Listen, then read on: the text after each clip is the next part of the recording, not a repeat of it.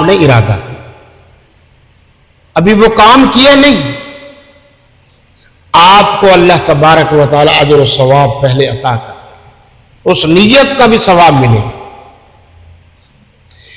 پھر اللہ تبارک و تعالی نے مہربانی کی کہ اگر بحیثیت ایک انسان کے غلط کام کا ارادہ کرے تو جب تک وہ کام غلط کام کر نہ لے اس وقت تک جو ہے اس کو گناہ نہیں ملتا، اس کے کھاتے میں گناہ نہیں لکھا جاتا۔ وَأَمَّا مَنْ خَفَّتْ مَوَازِينُهُ، اور جس کے وزن ہلکے نکلیں گے وہ فَأُمُّهُ حَاوِيَةٌ، اس کا مرجع حاویہ، مرجع کہتے ہیں جی لوٹ کر جانا جس جگہ، حاویہ جہنم کا ایک گڑھا ہے، تو وہ جہنم سے نکلے گا، حاویہ کا مطلب پھر بھی جہنم میں جائے۔ جہنم سے اگر نکال بھی لیا جائے تو اللہ نے تو جہنم لکھی ہی کافروں کے لیے، تو جہنم سے نکل کر کسی اور جگہ نہیں جائے گا، پھر بھی وہ جہنم ہی گرے گا۔ وَمَا أَدْرَاكَ مَا هِيَ، اور تم کیا سمجھے کہ حاویہ کیا چیز ہے، پھر بتائیں۔ پھر اشارہ دیا نَارٌ حَامِيَةٌ، تشریح کر دی۔ میں نے بارہا عرض کیا ہے کہ قرآن مجید کے سمجھنے کے 3 اصول بنیادی طور پر آپ یاد رکھیں، اصول بہت ہیں۔ پہلی، قرآن کی تفسیر تشریح قرآن سے، القرآن یفسر بعضہ بعضا، پہلی چیز۔ دوسری چیز، القرآن یفسر باقوال النبی صلی اللہ علیہ وسلم۔ دوسری یہ ہے کہ حضور صلی اللہ علیہ وسلم کی ارشادات کی روشنی میں آپ کی یعنی قرآن مجید کی تفسیر کو سمجھنا۔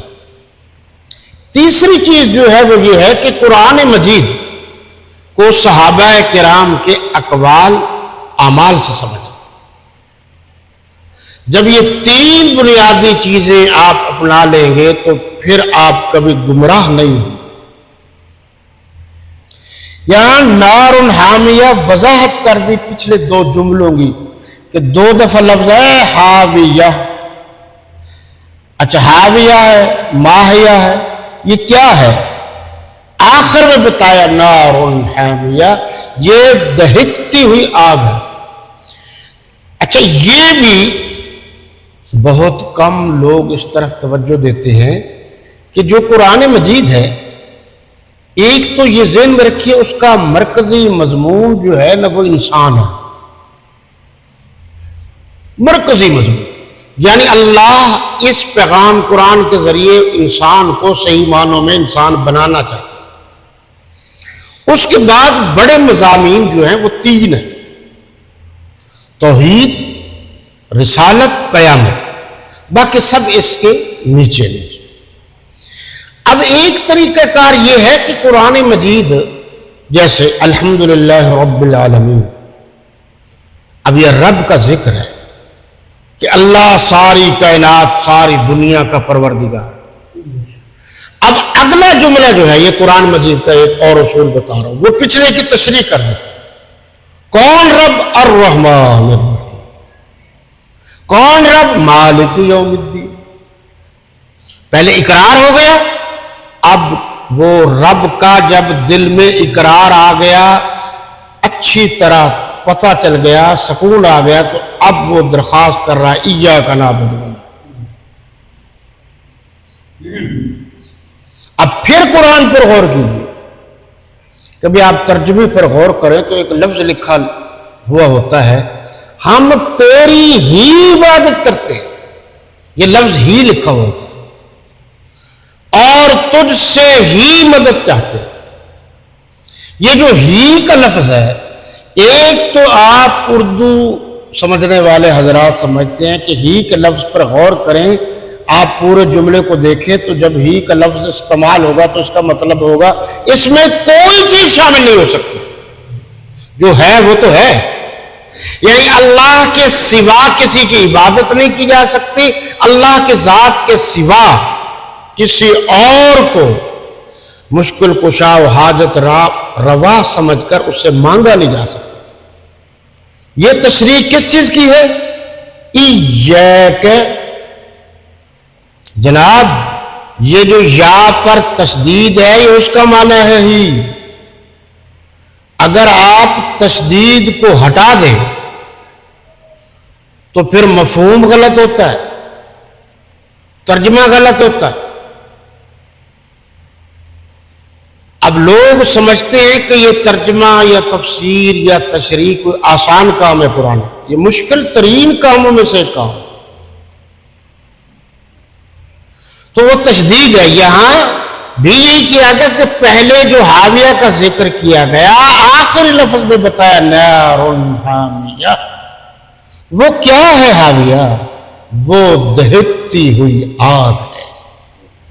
یعنی خود قرآن نے تشریح کر دی۔ القرآن یفسر بعضہ بعضا، قرآن اپنی ایک جگہ کی تشریح دوسری جگہ کرتا ہے۔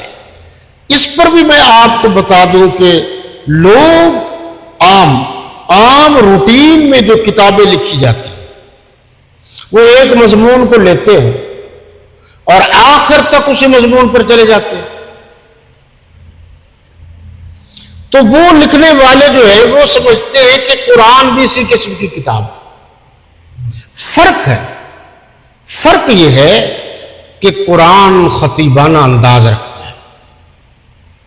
اللہ بات کو بتا رہے ہیں بذریعہ جبریل امین علیہ السلام، بات ہو رہی ہے، اللہ کا پیغام آ رہا ہے، میرے آقا نے یوں دیکھا، تو وہ بات بھی آ گئی قرآن میں۔ اگر ایک منٹ توجہ آقا کی ادھر رہی، وہ وقفہ ہو گیا، تو وقفے کے بعد وہ وقفہ بھی تو ریکارڈ میں آئے گا، اس کے بعد پھر وہیں سے بات شروع کر دی جو بات ہو رہی تھی۔ تو عام لوگوں کو جو غلط فہمی ہوتی ہے وہ جو درمیان میں وقفہ آ گیا، اس وقفے کو بھی وہ شمار کرنا چاہتے ہیں، اور پھر اس پر بحث ہوگی کہ وہ وقفہ جو ہے اس میں کیا بات ہوئی، اور وہ بات کا حصہ بات کے پہلے حصے میں جائے گا یا دوسرے حصے میں جائے گا، وہ کہاں جائے گی بات۔ تو اس لیے اس پر توجہ کرنی چاہیے۔ یہیں سے لوگ جو ہے جیسے قادیانی ہیں، رافضی ہیں، عیسائی ہیں، اور جو جناب یہودی ہیں، نصارہ ہیں، ہندو ہیں، سکھ ہیں، یہیں سے تو دھوکہ دیتے ہیں۔ تو لہذا اگلا جملہ جو ہے قرآن مجید کا پچھلے جملے کی تشریح کر دیتا ہے۔ بعض مقام بعض دوسرے مقام پر قرآن تشریح کر دیتا ہے۔ ہمارے یہاں یہ ہوتا ہے کہ وہ عادت ہے کہ ایک ہی جگہ پر ہر چیز ہو، وہ جگہ اس جگہ پر ساری چیزیں نہیں ملتی، اس لیے وہ ایک لفظ کہتے ہیں لا تقربوا الصلاۃ، کہ جناب نماز کے قریب نہ جاؤ، نہ آگے پڑھتے نہ پیچھے پڑھتے نہ کوئی اور مقام دیکھتے، تو ساری غلطیاں ہو جاتی۔ یہ حضرت مولانا مفتی محمد شفیع صاحب رحمۃ اللہ تعالی علیہ جو مفتی اعظم پاکستان ہیں، انہوں نے تھوڑی سی بات لکھی ہے، آپ اس پر ضرور غور کریں۔ یہ بات یاد رکھنے کے قابل ہے کہ قیامت میں انسانوں کے اعمال تولے جائیں گے، گنے نہیں جائیں گے۔ یعنی جمہوریت نہیں ہوگی جو ہماری خود ساختہ جمہوریت، جس کو علامہ اقبال نے کہا ہے کہ یار یہاں تو بس دیکھا نہیں جاتا یہ کون ہے، بس گنے جاتا ہے۔ مجھے لطیفہ یاد آیا کہ جب پکڑ دھکڑ کا بڑا زور تھا نا، تو یہ بڑے ظالم لوگ تھے، تو یہ صبح صبح نہ ایک ڈالا لے آئے اور ایک مسجد کے سامنے کھڑا کر دیا۔ پیچھے سے آرڈر تھا بھئی ذرا واہ لوگ جو ہے نا وہ آپ نے پکڑ لیں۔